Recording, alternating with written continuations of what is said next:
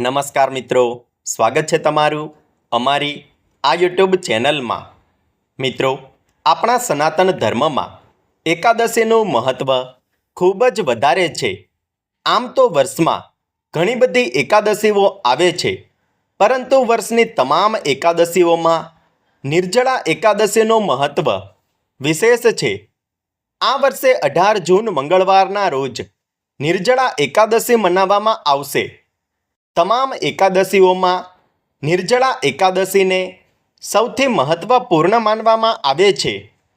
એવું માનવામાં આવે છે કે આ દિવસે વ્રત રાખવાથી વર્ષમાં આવતી 24 એકાદશીઓ જેટલું પુણ્યફળ પ્રાપ્ત થાય છે। નિર્જળા એકાદશીમાં પાણીનું એક પણ ટીપું કે અન્ન પણ ગ્રહણ કરવામાં આવતું નથી। જેઠ માસના શુક્લ પક્ષની એકાદશીને નિર્જળા એકાદશી કહે છે।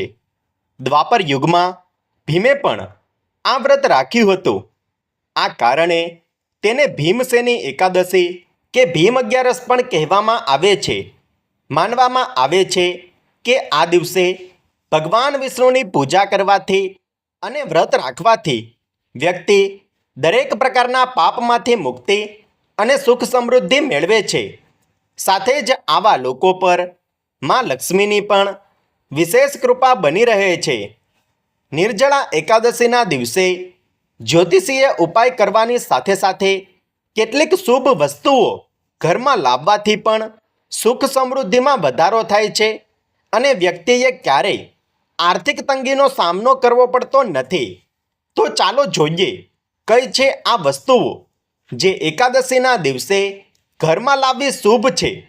જો આ વસ્તુઓમાંથી કોઈ પણ એક વસ્તુ પણ તમે નિર્જળા એકાદશીના દિવસે તમારા ઘરે લાવો છો તો માતા લક્ષ્મી પ્રસન્ન થશે અને જીવનમાં તમારે ક્યારેય પણ આર્થિક તંગીનો સામનો નહીં કરવો પડે। જીવનમાં તમને ખૂબ જ વધુ ધન સંપત્તિ અને સુખ સમૃદ્ધિની પ્રાપ્તિ થશે। મિત્રો, પહેલી વસ્તુ છે નિર્જળા એકાદશી પર ઘરે લાવો કોળી। નિર્જળા એકાદશીના દિવસે 7 સફેદ રંગની કોળી ઘરે લાવવી ખૂબ જ શુભ માનવામાં આવે છે। આ સફેદ કોળીઓને હળદરથી શુભ મુહૂર્તમાં પીળી કરવામાં આવે છે અને ત્યારબાદ તેને લાલ કે પીળા રંગના કપડામાં બાંધી દેવામાં આવે છે। આ પછી તેને મા લક્ષ્મીને અર્પણ કરી અને વિધિ વિધાન સાથે તેની પૂજા કરવામાં આવે છે।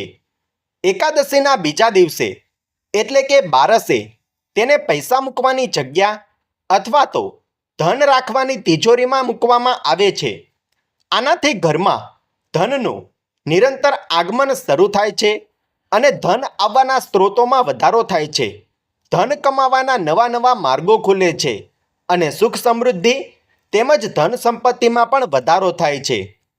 મિત્રો, બીજી વસ્તુ, નિર્જળા એકાદશી પર ઘરે લાવો મોરના પીંછા। આમ તો મોરનું પીંછું ઘણું સુંદર હોવાને લઈને સજાવટના કામમાં પણ લેવામાં આવે છે। આ સિવાય જો નિર્જળા એકાદશીના દિવસે મોરના પીંછા ઘરે લાવવામાં આવે તો તે પણ ખૂબ જ શુભ માનવામાં આવે છે। આની પાછળ કારણ જણાવવામાં આવે છે કે મોરના પીંછા ભગવાન શ્રી કૃષ્ણને ખૂબ જ પ્રિય છે અને તે વિષ્ણુનો અવતાર છે। ઘરમાં મોરના પીંછા રાખવાથી નકારાત્મક ઉર્જા દૂર થાય છે અને તેની સાથે જ સુખ સમૃદ્ધિની પ્રાપ્તિ થાય છે। મિત્રો, ત્રીજી વસ્તુ છે નિર્જળા એકાદશીના દિવસે ઘરે લાવો મોતી શંખ। હા મિત્રો, શાસ્ત્રોમાં શંખને દેવી મા લક્ષ્મીનો ભાઈ કહેવામાં આવે છે। સમુદ્ર મંથન દરમિયાન શંખનો ઉદ્ભવ થયો હતો। આવામાં ઘરમાં શંખ રાખવાથી સુખ સમૃદ્ધિની પ્રાપ્તિ થતી હોવાનું માનવામાં આવે છે। આ સાથે જ શંખને કારણે દેવી લક્ષ્મીની અસીમ કૃપા પણ ઘર પર બની રહે છે। નિર્જળા એકાદશીના દિવસે ઘરમાં મોતી શંખ લાવીને તેને પૂજા ઘરમાં અવશ્ય રાખવો જોઈએ।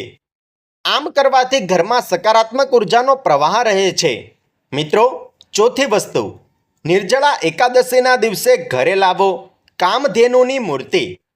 મિત્રો, કામધેનુ ગાયને ઘરમાં રાખવી ખૂબ જ શુભ માનવામાં આવે છે।